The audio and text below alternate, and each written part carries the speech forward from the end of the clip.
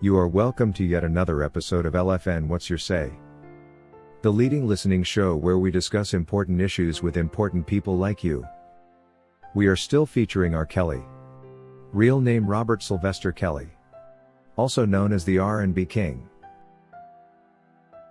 Those who followed the Chicago trial process against R. Kelly closely, those who stayed up to date with every court date, every witness, every piece of evidence and every jury deliberation will certainly recall a pivotal, controversial and arguably unconstitutional moment.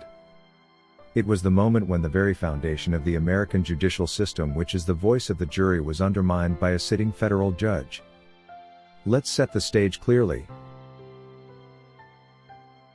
In 2022, R. Kelly stood trial in Chicago alongside two of his longtime associates, Darryl McDavid and Milton June Brown. Among the many charges they faced were allegations of obstruction of justice related to R. Kelly's 2008 state child pornography case.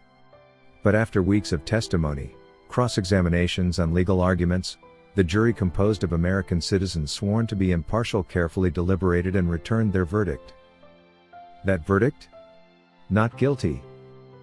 Not guilty for R. Kelly on the obstruction charges. Not guilty for McDavid. And not guilty for June Brown. The jury reviewed the evidence. They weighed it against the high legal standard required in a criminal case, which is proof beyond reasonable doubt, and they concluded that the government had not met its burden. That should have been the end of the obstruction story. But it wasn't.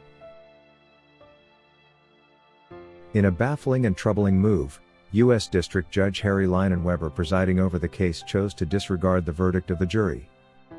Yes, you heard that right.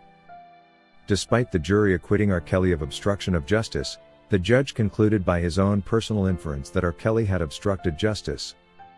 And even though this inference had no backing from the evidence presented in court, he used it to justify a harsher sentence beyond the standard sentencing guidelines. This is not just a technical misstep. This is a constitutional crisis. Because in America, judges are not monarchs. They are not all-powerful authorities who can override the will of the people. Our criminal justice system is built on the idea that a jury of one's peers who are supposed to be impartial citizens are the ultimate fact-finders in a trial. They are the ones empowered to decide guilt or innocence.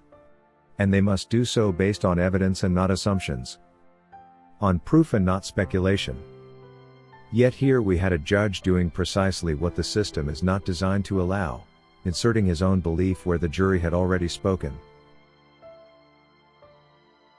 Let's break this down carefully. The obstruction of justice charges stemmed from claims that R. Kelly and his associates had allegedly interfered with or manipulated the 2008 trial, by concealing evidence and persuading a minor witness not to testify. This was a serious allegation. But in court, the prosecution failed to prove it beyond reasonable doubt. The defense punched holes through the government's narrative, exposing inconsistencies and raising serious questions about the credibility of the prosecution's key witnesses. Most of the claims came from individuals who stood to benefit from cooperating with the prosecution, or who had previously contradicted themselves in public and private statements. The jury understood that. They recognized the frailty in the government's case, and that's why they voted to acquit. But Judge Leinenweber saw things differently. He openly admitted that he did not agree with the jury's decision. And here's the problem. Instead of respecting that decision, he did something that legal scholars and civil rights advocates have long warned against. He punished R. Kelly based on his own belief and not on the basis of lawfully established guilt. This inference was used during the sentencing phase to justify harsher penalties. In other words, R. Kelly was sentenced for a crime that the jury had already said he did not commit. Think about that. What message does this send? It sends a chilling message that a federal judge can place himself above the law. That a judge can override a jury's verdict whenever it suits his personal feelings. That even in a criminal case where the accused is entitled to the presumption of innocence unless proven guilty beyond reasonable doubt, the judge can act based on assumptions that are not only unsupported by the evidence, but in direct opposition to the jury's ruling. That's not just an overreach. That's a dangerous precedent. Judges are expected to be neutral arbiters, not activists from the bench. Their role is to uphold the Constitution, to ensure that legal procedures are followed and to respect the decisions of a jury unless there is a compelling legal basis to overturn them. But in this case, Judge Leinenweber did not overturn the verdict. Instead, he sneakily sidestepped it, acknowledging the jury's decision on paper but acting in opposition to it in practice. If a jury acquits a man yet a judge uses his sentencing powers to punish him for that same acquitted conduct, how is that justice? This backdoor method of circumventing the Constitution is deeply troubling. The Sixth Amendment guarantees the right to a fair trial. A trial that includes a jury of one's peers. That jury must be respected. Its decisions must stand unless they are legally challenged and overturned through due process. Not by the whim of a single judge.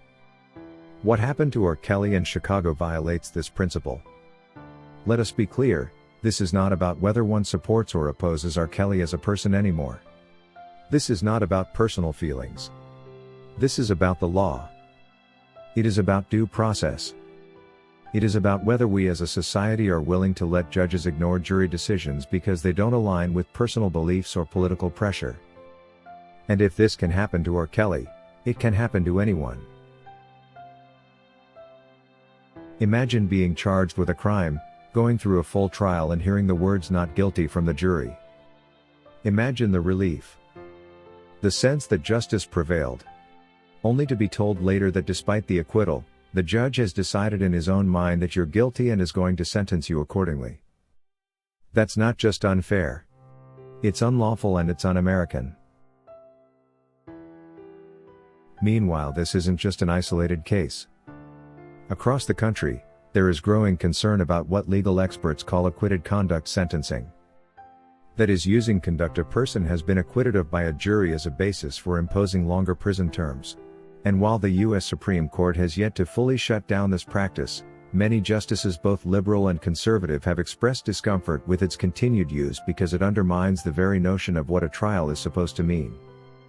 In R. Kelly's case, Judge Leinenweber's actions did more than ignore the jury.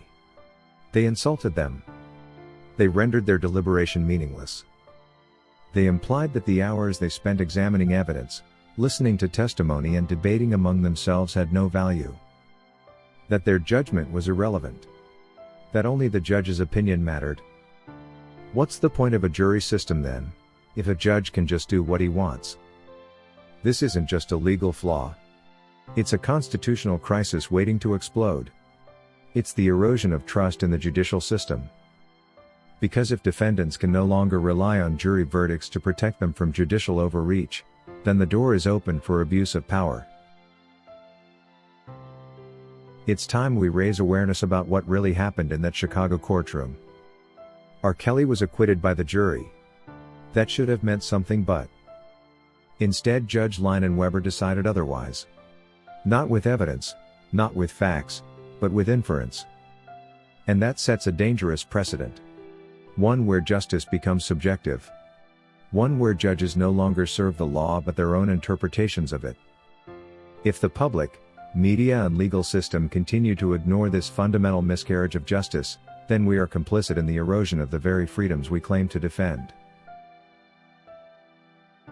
Thank you for watching today's video, a production of LFN Media, giving you another perspective of issues at hand. We make it our business to keep you updated with the truth amidst the cloud of lies the media wants you to believe.